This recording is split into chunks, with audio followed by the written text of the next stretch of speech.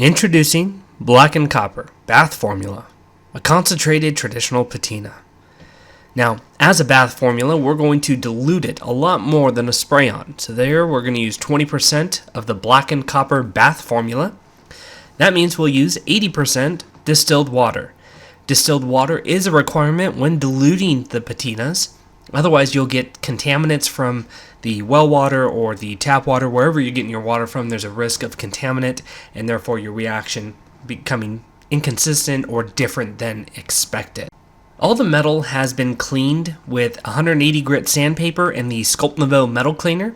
And here we have a little brass, little circle, if you will, and we went ahead and put that in. We'll leave it in for a few minutes. Now, with a bath formula, the more you dilute it, the longer you can leave it in to get a darker reaction. So basically, the higher concentration, the less time it takes. The lower concentration, the longer it takes to get to any specific point. Now, where you want it to be is just a matter of timing and gauging the reaction, basically, of how long it takes. The other thing to do is to keep track of your pH. Now, the pH is how we can keep track of the vitality, if you will, of the patina. There is a certain point where the bath or the solution will become dirty or just gross, too dark. There's a couple different ways that you can gauge that your bath needs to be taken out and just restarted, but you can just keep adding to it and replenish it by gauging the pH levels. We rinsed and dried the patina, and then we went for another dip. So for a pH scale reading, say when you took your reading on a new bath, it's a 5.0. So your bath pH before you start using it is a 5.0. You can take readings throughout the day, as well as in the beginning of the day if you're planning on reusing the bath, to see if you need to basically touch up or add more patina.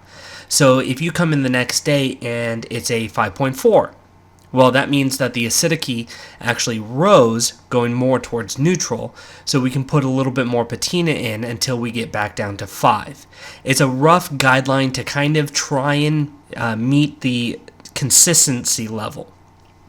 This one. A lot of the times I'm going for look as far as consistency modeling, and that's what you normally go for with a dip, is trying to get a more consistent finish. So here we have our final piece. Once I get that kind of consistent overall darkening finish, then I'm going to go ahead and use a ClearGuard Black if I need it a little bit darker, rather than go with another dip. Nothing wrong with going another dip, I just normally go with the tinted clears in order to do that. So even though it's a bath patina, it doesn't have to be used as a bath. We have a Blackened Copper, just in general, that is more designed to be used like a spray-on like this, but we're using the 75% concentrate for this, and they're very similar.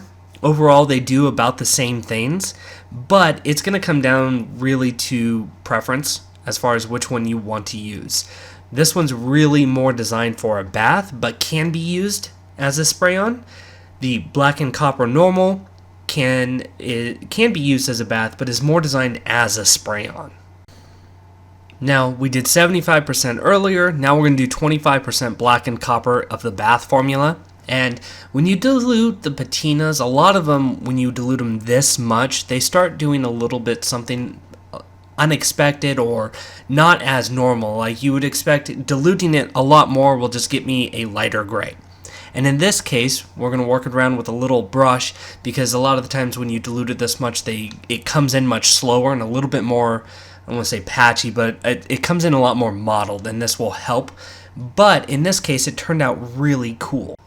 So we'll hit it with our color lock, and what color lock helps is keep those reds and blues usually, and so you can see we've got a really cool blue hue through this one. So just another trick you can keep up your sleeve. Now, this is a dip patina, it is a bath patina, so we're going to use this piece of bronze in a bath. This is a 25% bath solution, so it's a little higher than I normally recommend if you see our labels or if you call in.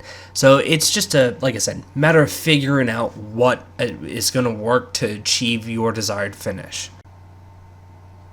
Our first bath went for about 2 minutes, and then we went ahead and rinsed it, dried it, and did a second bath.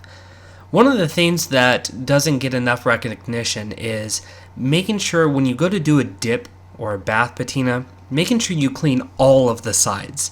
So if you're doing any sort of extrusion, you want to make sure you clean as much as you possibly can. So in this piece, I did just the front and the back, but if it was, say, a block or a tube or something, I'd want to clean all of the sides best I can. And that's going to help with consistency and longevity of bath as well.